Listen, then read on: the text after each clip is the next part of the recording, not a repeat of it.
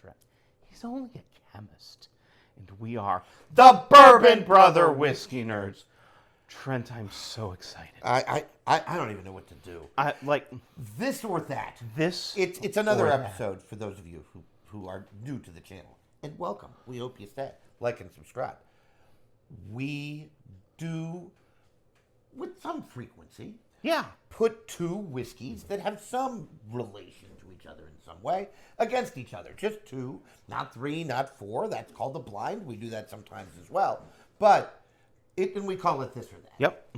And this or that started with, I think, rare breed versus foolproof. I'm trying to remember what foolproof.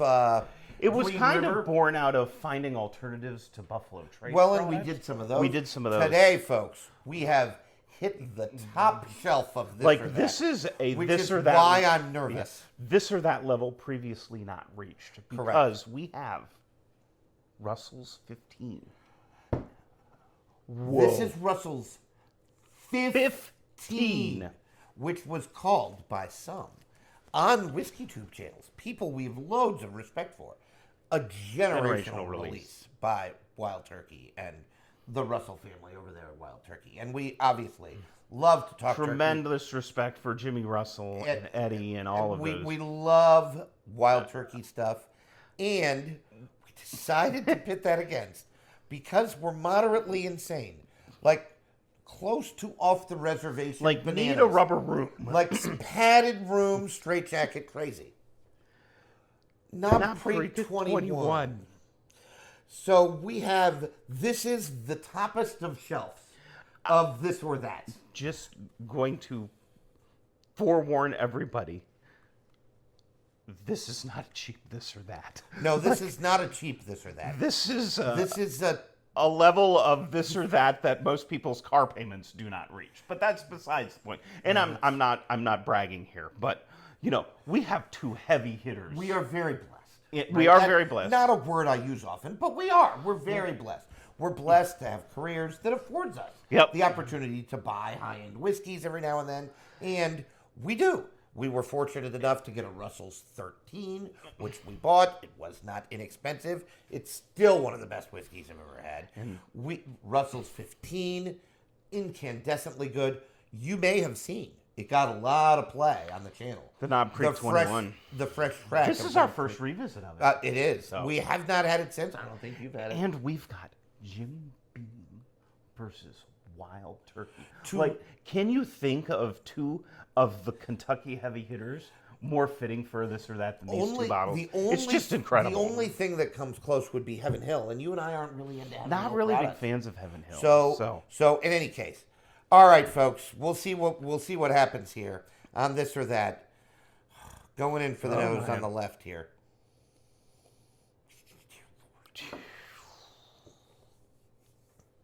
Going in for the nose on the right here. Oh, good Lord. These are similar mash bills, Trent. They might actually be the same. Oh, my God, I think you're right. 75, 13, 75, 12. 13, 12. Oh, my God. See, we do know what we're doing. We've run into a buzzsaw. We're really nuts. All right, this, holy cow, Troy. Just gobs of oak sweetness. That is what I'm going to call it. Do you know what I'm picking up, though? I get fruit notes. Raspberry. There's almost a brightness in there. There is a brightness. Like a lemon, an orange. It's like lemon cake with raspberry sauce. If it were stored in oak for a century, right? Like with oak shavings on top. Because everybody eats their lemon cake with oak shavings. With oak shavings. I mean, you of don't. Course you Come do. on. What's wrong with What's you? wrong with you? Silly people. Silly people. I think that this, the sweet notes of this, and this, it might actually make me appreciate it, is very traditional. It is vanilla, very traditional. Brown sugar, caramel, molasses, dark, but there's an underlying brightness. Yeah, and Trent might be picking that up as citrus. I'm getting that raspberry brightness. We're effectively saying the same thing in different words.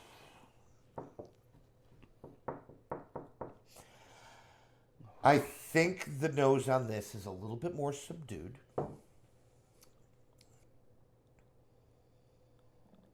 Well, see, now I say that and I'm getting all sorts of just complex notes. Yeah, I'm going to stick to more subdued. It is a little bit more subdued.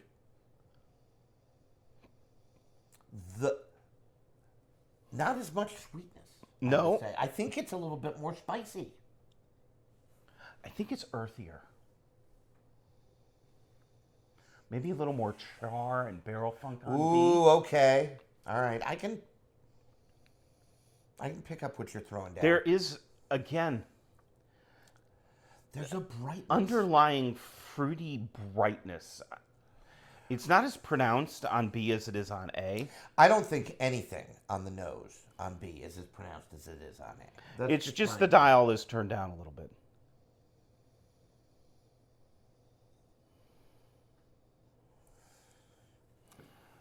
The oak presence on this is, well, and again, I'm speaking from a tough place because it's really tough for people to over oak Troy and I. It's really hard. It's happened to us, I think, with scotches. It has, yep. But if it has happened with bourbon, it's been on a fresh crack, and after it's opened up, it is dialed down. It might have happened with 1924. It might have happened with Blanton's potentially Gold. happened with Blanton's Gold. Yeah. But then it calmed down a little bit after the fresh crack, and it got some air, and so I don't want to say that these aren't as oaky as I thought they were, because that might not be true for other people's palates, right? Because I'm so accustomed to the high age in oak.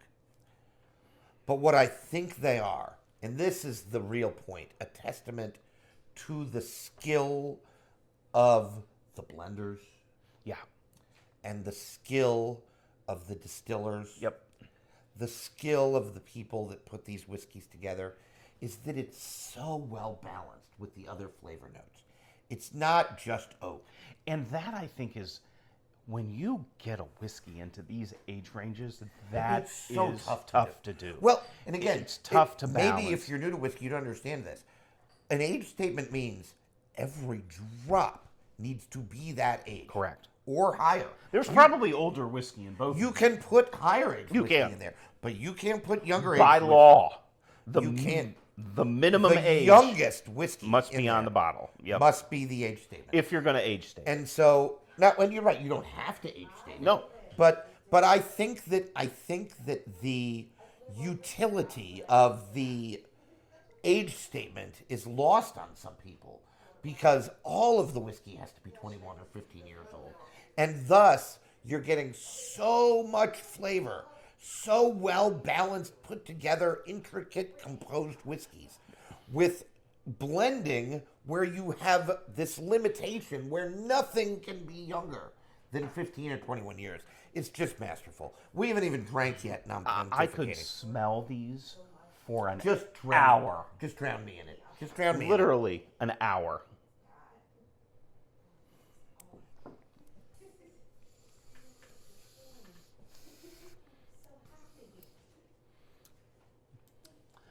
Oh my stars, it's so good.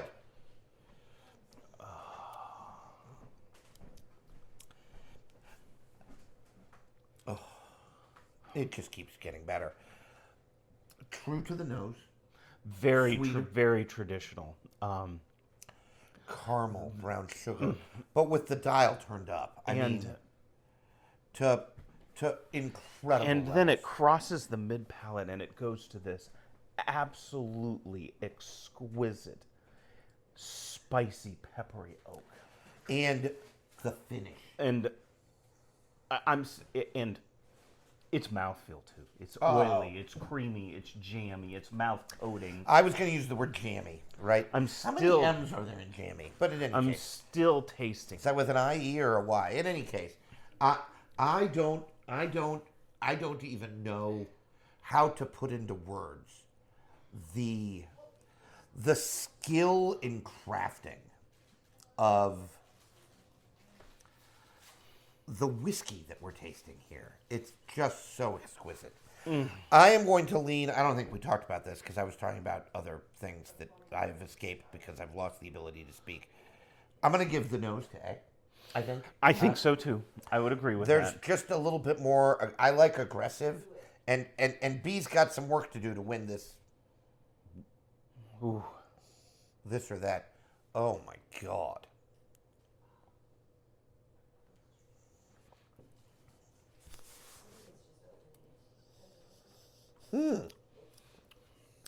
It's not as sweet. It's really interesting. Wow.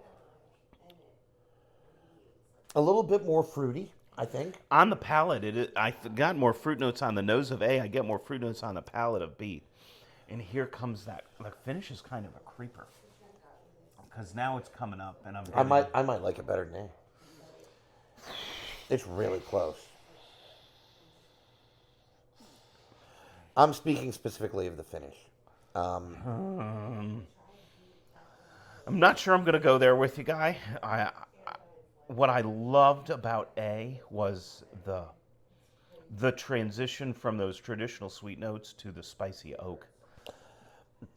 I would not describe these, again, as we've mentioned, it's tough to over-oak Trent and I.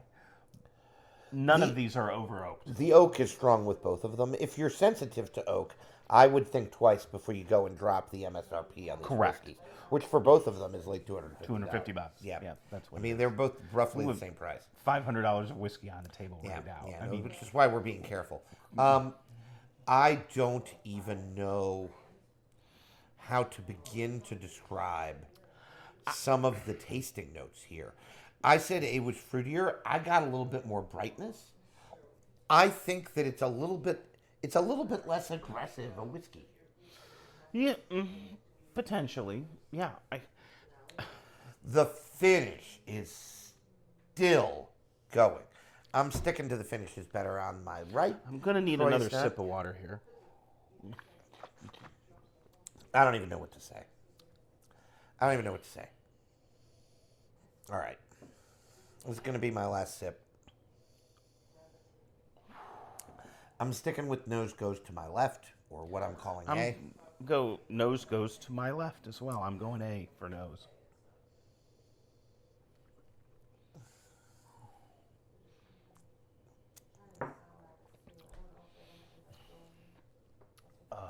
That burst, I drank B for that burst of flavor on B. Just my incredible. Second sip of A, I think some of that pepperiness has come. No, it's coming back on the finish. For me, it's coming back. Just so interesting. If I have a complaint on A, I think that it is a little less intricate than B.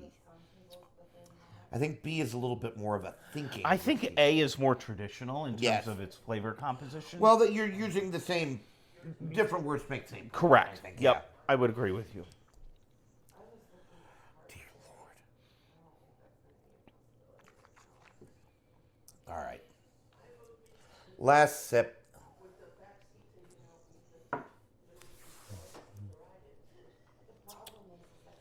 All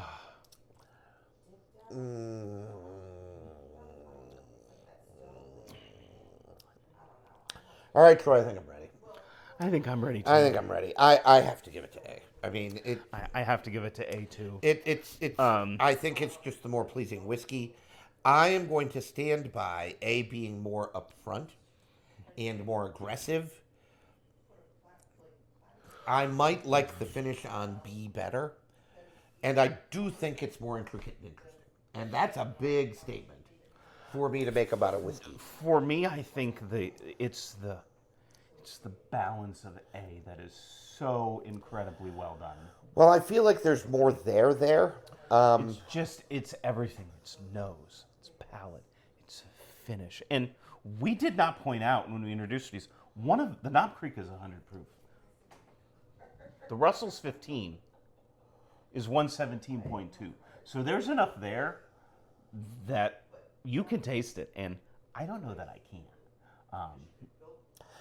This is why people that get upset, and again, Troy and I could rightly be described as proof hounds. We love high proof whiskey. Yes, we do. But people that get a little worried or like refuse to buy 100 proof whiskey. That was some of the criticism Knob Creek 21 got. Well, right. A lot of it was consistency in line, because 12 and 15 and 18 or 9 are all 100 proof. But people don't realize how much flavor you can pack into a whiskey if you're good at what you do. And Jim Beam and Wild Turkey, I think we can go from history. Don't think anyone would disagree that they know what they're doing. Yeah, yes, precisely. Absolutely. All right. Precisely. I'm going with A. I'm going with A as well. If there were a reveal on a drink this or that, this is it. Oh my. I would not have expected that. In B was Knob Creek 21. No, it was not. It was Knob Creek 21. B was Knob Creek 21. There's no way. You're lying to me. No, I am not. Troy's wife, Renee, is off camera saying, yes, it was. B was Knob Creek 21.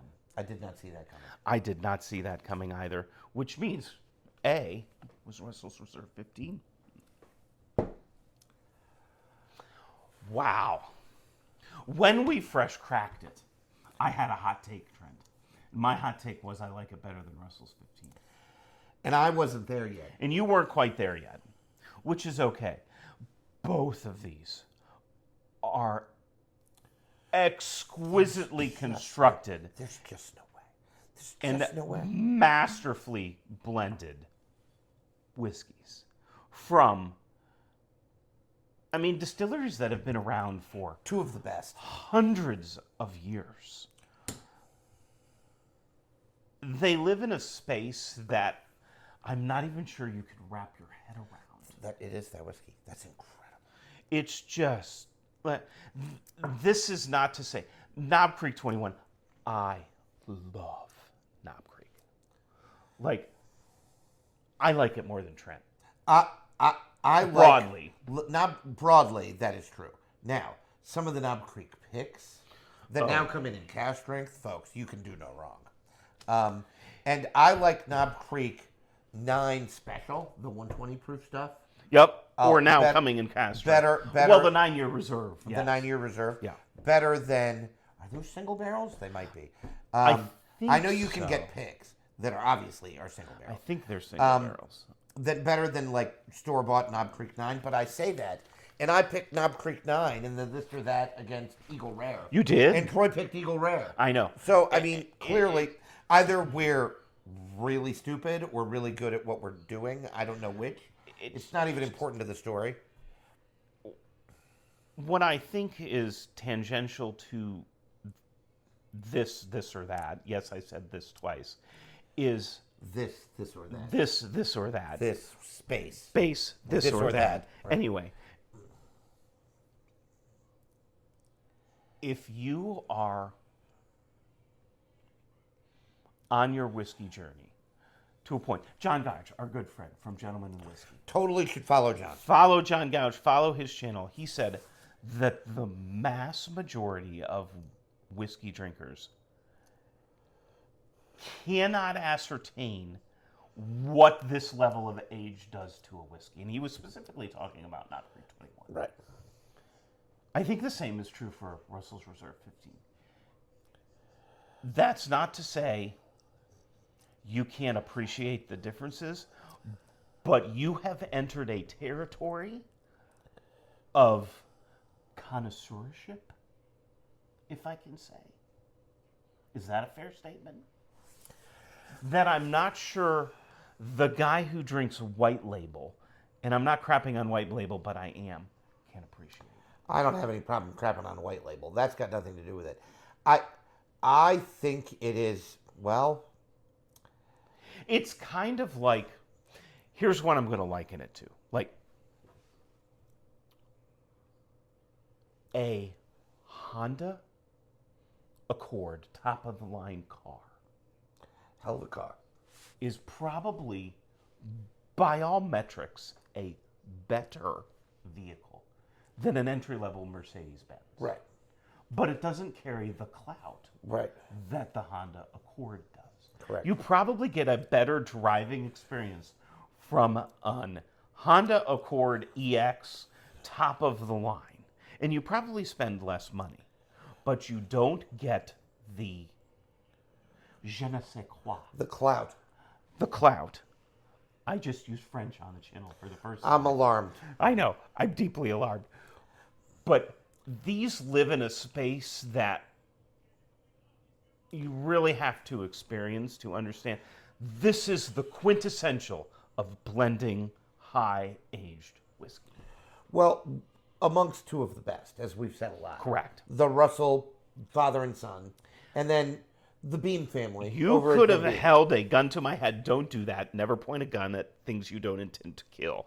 That's neither here nor there. But, and I would have said Knob Creek 21 would have won this. Yes. I am actually surprised. I'm wondering if it is proof. Well, and that's an interesting point, because if you would have told me, I would have picked B as the higher proof offering. Oh, I would have picked A as the higher proof offering, but I still thought that it was this. Because I thought that the proof was masking his age. Yep. Now, it does not matter, but... It does not matter. We'll take these off. I am amazed. Now, folks, this is why blinding, doing just two, these blinds of two. I mean, hell, on half of them, Troy and I have disagreed.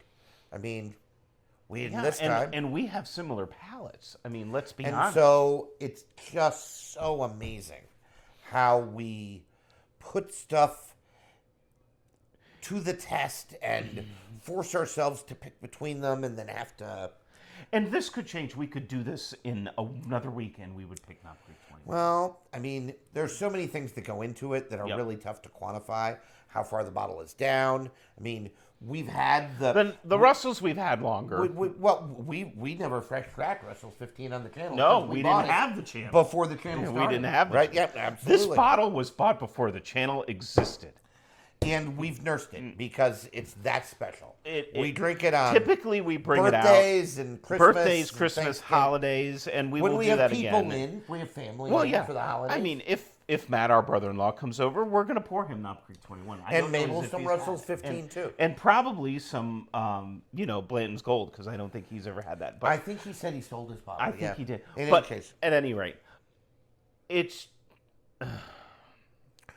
You enter a territory when you get into these types of age statements that is just difficult to verbalize. It's just unbelievable. What this has gained me is a new appreciation for Russell's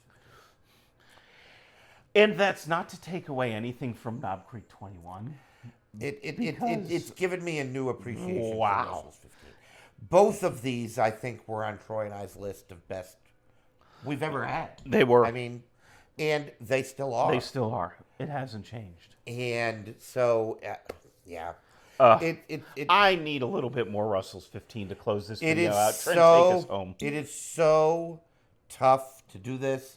This is why, folks, I got to be honest. Even if you're alone, force yourself to do this.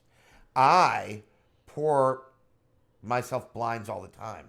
I just pour them, put something on the bottom of the glass, and then mix them up until I don't know which one's which. Do that. And I blinded Rise by myself for a month, just blinding Rise, trying to do it. You have to force yourself to do this. You don't even need someone to live with you to pour the blind for you. I mean, this is why this is so important. In any case, Russell's 15. Congratulations, the winner of this or that episode against Knob Creek 21. 2 incandescent bottles going head-to-head on this edition of the Bourbon Brother Whiskey Words. As always, please like, share, subscribe. Help us out in any way you can. And, as always, continue to drink what you like. Like what you drink. We'll see you next time, folks. Bye, everyone.